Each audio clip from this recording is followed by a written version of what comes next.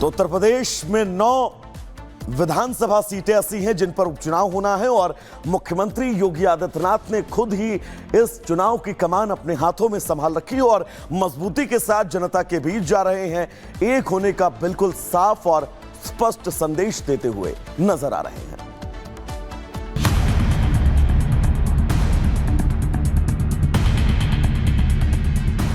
अगर हमें कोई छेड़ेगा तो हम छोड़ेंगे नहीं, लेकिन कोई छेड़ेगा तो उसको छोड़ेगा भी नहीं। बटेंगे तो दुष्परिणाम सामने आएंगे। जब हम आपस में ही बटे रहेंगे तो कटेंगे भी, तो ये दुष्परिणाम भी हमारे सामने आएंगे। चुनावों की सियासी समर में जुबानी जंग तीखी और धारदार होती जा रही है। इस बीच बीजेपी का फायरब्रांड नेता और यूपी के मुख्यमंत्री योगी आदित्यनाथ ने कहा, जिस कश्मीर में पत्थरबाज पहले पत्थर मारते थे, आज वही कश्मीर एक बार फिर से भारत का स्वर्ग बनने की ओर अग्रसर है। माननीय गृह मंत्री श्री अमित शाह जी ने देश की संसद में कश्मीर में धारा 370 और 35 ये को समाप्त करने की घोषणा की थी और देश की संसद की मोहर इस पे लगी थी और इसको पूरी तरह संविधान से धारा 370 को समाप्त करके आतंकवाद की ताबूत पर अंतिम कील ठोकने का काम किया था।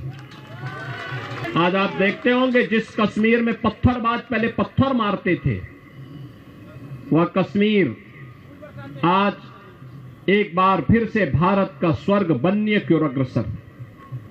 आज उस कश्मीर में बड़े बड़े इंफ्रास्ट्रक्चर के कार्य हो रहे हैं, टनल बन रहे हैं, एम्स, आईआईटी, आईएम जैसे संस्थान बन रहे हैं। आज उस कश्मीर में लाखों की संख्या में टूरिस्ट फिर से जाना प्रारंभ हुआ है। इतना ही नहीं, सीएम योगी ने कहा कि संकल्प जो आज आप ले रहे हैं, ये संकल्प राष्ट्र के लिए भी होना चाहिए। ये पर्व और त्योहार तभी है जब हमारा राष्ट्र जीवित है। हमारा हर काम देश के नाम होना चाहिए। जब हम बटे होते हैं तो हमें इग्नोर किया जाता है।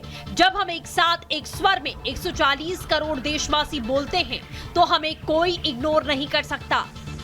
140 करोड़ भारतवासी जब एकजुट होकर के एक स्वर से बोलते हैं तो पूरी दुनिया आपकी बात को सुनती है। जब हम जाति मत और मजहब के आधार पर बटे होते हैं तो दुनिया भी आपको नजरअंदाज करती है। एक स्वर से 140 करोड़ भारतवासी जब बोलेगा तो दुनिया की किसी देश की, दुनिया की किसी भी ऐसे तत्व की का तो साहस नहीं जो भारत की ओर टेढ़ी नजरों से देख सके। कोई नहीं देख सकता। लेकिन जब हम आपस में ही बटे रहेंगे तो कटेंगे भी, तो ये दुष्परिणाम भी हमारे सामने आएंगे। मुख्यमंत्री योगी आदित्यनाथ ने कश्मीर में धारा 370 और 35A को खत्म करने पर बोला, जब ये घोषणा हुई थी तब हमने आतंकवाद के ताबूत में अंतिम कील ठोकी थी। अभी हाल ही में कांग्रेस और नेशनल कॉन्फ्रेंस की जम्मू कश्मीर की सरकार ने अभी विधानसभा में एक प्रस्ताव पारित कर दिया और ये प्रस्ताव पारित किया है कि कश्मीर में हम फिर से धारा 370 और 35A फिर से लागू करेंगे। बहनों और भाइयों, ये कांग्रेस और नेशनल कॉन्फ्रेंस की विघटनकारी विकृत मानसिकता को प्रदर्शित करता है। ये बताता है कि राष्ट्रीय एकता के साथ खिलवाड़ करके देश को फिर से आतंकवाद की भट्टी में झोंकना चाहते हैं। पूरा देश कांग्रेस के इस विघटनकारी प्रवृत्ति को देख रहा है और हम सब इसकी निंदा करते हैं और हम कांग्रेस के नेतृत्व को भी कहते हैं कि कांग्रेस के नेतृत्व को राष्ट्रीय सुरक्षा के साथ खिलवाड़ करने से बाज आना चाहिए। देश उन्हें स्वीकार करने को अब तैयार नहीं है, कतई तैयार नहीं है। धारा 370 जो समाप्त हो चुका है, जो इतिहास के गर्त में जा चुका है, अब फिर से कश्मीर में कभी लागू नहीं हो सकता। कल भी अमरावती में चुनाव प्रचार के दौरान योगी ने एक बड़ा बयान दिया था। योगी आदित्यनाथ ने कहा, त्रेता युग में बजरंग बली थे, इस्लाम नहीं था। उस वक्त दुनिया भर में कहीं भी इस्लाम का नामो निशान नहीं था। योगी आदित्यनाथ मानो हिंदू मतदाताओं को रिकैप यानी फास्ट फॉरवर्ड में पुरानी बातें याद दिला रहे हो। साथ ही योगी साफ साफ कह रहे हैं जिसे बजरंग बली पसंद नहीं है, उन्हें जो पसंद है वो वही चले जाएं।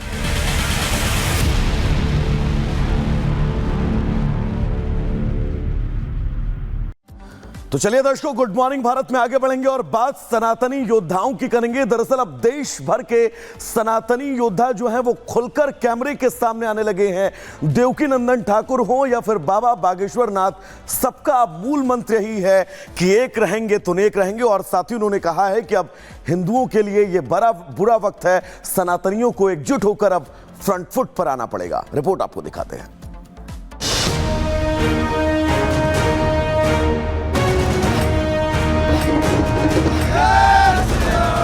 हिंदू किसी को छेड़ेगा नहीं, लेकिन हिंदुओं को कोई छेड़े तो फिर किसी को छोड़ेंगे भी नहीं। इसलिए हमने प्रण लिया है, अब हम सनातनियों को एक करके ही मानेंगे। कि महाकुंभ में मेरे अंगने में तुम्हारा क्या काम है।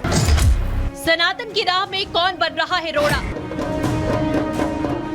क्या हिंदुत्व का अपमान अधर्मियों का अभियान बन गया है? क्या सच में हिंदुओं के उत्थान के लिए धर्म संसद की जरूरत है? सीएम योगी ने सनातन की हुंकार भरी बटोगे तो कटोगे की नारे के साथ एकता में ही सुरक्षा की बात समझाई, जिसके समर्थन में क्या संत क्या नेता हर कोई उतर आया। हर कोई हिंदुत्व को बढ़ावा देने की मांग कर रहा है। अब मध्य प्रदेश के सीएम मोहन यादव ने भी न सिर्फ सीएम योगी के नारे का समर्थन किया, बल्कि सनातन की मूल संस्कृति और मूल स्वभाव को समझाया। हिंदू किसी को छेड़ेगा नहीं, लेकिन हिंदुओं को कोई छेड़े तो फिर किसी को छोड़ेंगे भी नहीं। ये वर्तमान के समय में सनातन संस्कृति का अपना मूल स्वभाव है, जियो और जीने दो। ऐसा नहीं है कि ये कोई पहली बार हुआ जब हिंदू राष्ट्र या फिर सनातनियों को जगाने की मांग उठी हो। पहले भी ऐसी मांग उठती रही, लेकिन हाल ही में जिस तरह से बांग्लादेश और कनाडा में हिंदुओं पर अत्याचार की खबरें सामने आई, एक बार फिर से सियासत गर्मा गई, जिसमें सिर्फ नेताओं ने ही नहीं बल्कि साधु संतों की भी एंट्री हुई। सनातनियों को जगाने के लिए कथावाचक देवकी नंदन ठाकुर ने धर्म संसद का ऐलान किया। सनातन यात्रा के माध्यम से सभी सनातनियों को जगाने का प्रयास है और यहाँ अब 7 दिन राम कथा होगी। राम कथा के माध्यम से भी देश में सनातनियों को जगाने का प्रयास किया जाएगा। जैसे आप देख रहे हैं, देश का माहौल जो है, देश के हिंदुओं की भावनाओं को ताक पे रखने का प्रयास किया जा रहा है। छोटे ओवैसी के बयान पर कथावाचक ने पलटवार किया, खुली चुनौती दे डाली। धमकी देना बेईमानी है, सनातनी लिखने वाली नई कहानी है। हमें मत डराओ, हमें मत डराओ। अगर हमें डराने की कोशिश करोगे ना, बोलने लायक नहीं बचोगे। इसलिए हमें मत डराओ, संविधान का पालन करो। दूसरी तरफ महाराष्ट्र में चुनाव जो नजदीक आ रहे हैं, राजनीतिक माहौल गर्माता जा रहा है। महाराष्ट्र चुनाव में अब टाइमिंग की एंट्री हो गई है। एआईएमआईएम नेता और तेलंगाना के विधायक अकबरुद्दीन ओवैसी ने अपने बयान से फिर से विवाद खड़ा कर दिया। मंगलवार को अपने भाषण में उन्होंने 2013 में की गई कुख्यात 15 मिनट की टिप्पणी पर परोक्ष संदर्भ दिया। इसके बाद नवनीत राणा ने ओवैसी को जवाब दिया। अरे भाई, 15 मिनट बाकी है, सब्र करिए। ना वो मेरा पीछा छोड़ती है, ना मैं उसका पीछा छोड़ सकता। चल रही है, मगर क्या गूंज है। मेरी घड़ी में 9:45 हो रहे हैं बोलते, मेरी घड़ी में 9:45 हो रहे हैं बोल रहे हैं, सिर्फ 15 मिनट हैं।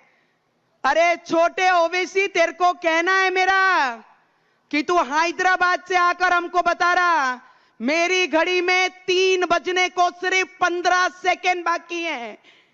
तेरी घड़ी में 15 मिनट होंगे, मेरी घड़ी में सिर्फ 15 सेकेंड बाकी हैं। तेरे को 15 मिनट लग रहे होंगे, हम लोगों को 15 सेकेंड लगेंगे ओवैसी, सिर्फ 15 सेकेंड।